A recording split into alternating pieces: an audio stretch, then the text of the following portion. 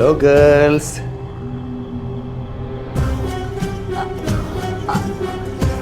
ആരാ? അത് ശരി, നിങ്ങൾ പറഞ്ഞിട്ടല്ലേ ഞാൻ വന്നേ? ഞങ്ങളോ? ആ, നിങ്ങൾ തന്നെ. മേരി ചേച്ചിക്ക് വരാൻ പറ്റില്ല, പുള്ളിക്കാർ കുറച്ച് തിരക്കിലായി പോയി. ലണ്ടനിലെ ഒരു ആലിസിൻ്റെ കൂടെ പോയി. അതിൻ്റെ പകരമല്ലേ ഞാൻ വന്നേ. നിങ്ങൾ പറ. അപ്പോ താൻ? ഞാനൊരു പാവ ആത്മാവാണ്. പറ, നിങ്ങൾക്ക് ഞാൻ എന്താ ചെയ്തു തരണ്ടേ? ആത്മാവോ? താനോ? എന്താ എന്നെ കണ്ടിട്ട് പേടിയാവണില്ലേ? ഞാൻ ഈ മറ്റ് പ്രതങ്ങളെ പോലെ ബാക്ക്ഗ്രൗണ്ട് സ്കോറും മ്യൂസിക്കും ഒന്നിട്ട് വരാറില്ല. അതൊന്നും എനിക്കിഷ്ടമല്ല. പിന്നെ ഈ കണ്ടം പൂച്ചയുടെയൊക്കെ സൗണ്ട് ഉണ്ടല്ലോ, എനിക്കൊന്നും തീരെ പിടിക്കില്ല. നിങ്ങൾ വിളിച്ചു, ഞാൻ വന്നു. പറഞ്ഞോ, എന്താ ഞാൻ ചെയ്തു തരണ്ടേ? എടി, ഇത് ആത്മാവൊന്നുമല്ല.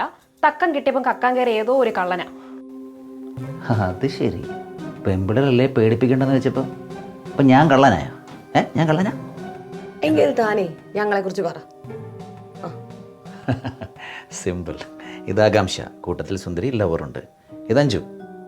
ഇത് ദയ, ലവറില്ല പക്ഷെ നല്ല കുശുമ്പുണ്ട്. ഇതൊക്കെ നല്ല ഏത് കോഴിക്കറിയാ? താൻ വേറെ എന്തെങ്കിലും പറ. ശരി, ഞാൻ ആദ്യം അഞ്ജുനെ കുറിച്ച് തന്നെ പറയാം. അഞ്ജുന് എല്ലാം ഉണ്ട്, പക്ഷേ എന്നാലും അഞ്ജു ആകാംക്ഷയുടെ ഡ്രസ്സ് അടിച്ച് മാറ്റിയിട്ടുള്ളൂ. ഇത് ഇപ്പോൾ ഇട്ടിരിക്കുന്ന ഡ്രസ്സ് പോലും ആകാംക്ഷയുടെയാണ്, അല്ലേ? അത് മാത്രമല്ല, നിങ്ങൾ ചെറുപ്പം തൊട്ട് ഫ്രണ്ട്സാണ്. അതൊരു നിങ്ങൾ തമ്മിലൊരു അണ്ടർസ്റ്റാൻഡിംഗ് ആണ്. ഒരാളുടെ കള്ളത്തരം മറ്റേ ആളുടെ വീട്ടിൽ പിടിക്കാതിരിക്കാനുള്ളൊരു അണ്ടർസ്റ്റാൻഡിങ്. കറക്റ്റ്.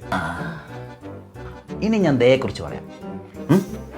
ദയക്ക് കുളിക്കാൻ നല്ല മടിയാണ്, അല്ലേ? അത് കറക്റ്റ്. അതാണ്. അതുമൊക്കെ വേറെന്തൊക്കെ അറിയാം? ഞാൻ പറയാം. ദയക്ക് കൂടുതലും കുലിസിത കാര്യങ്ങൾ കേൾക്കാനും സംസാരിക്കാനുമാണ് ഇഷ്ടം, അല്ലേ? ഇനി നിങ്ങൾക്ക് 3 പേർക്കും മാത്രം അറിയുന്നൊരു സീക്രട്ട് ഞാൻ പറയാം. ദയക്ക് 2 വർഷം മുമ്പ് കോളേജിലൊരു റിലേഷൻ ഉണ്ടായിരുന്നില്ലേ, അഫെയർ ഉണ്ടായിരുന്നു. ആ പ്രേമം മൂർധന്യാവസ്ഥ എത്തിയപ്പം അതങ്ങ് വിട്ടല്ലേ.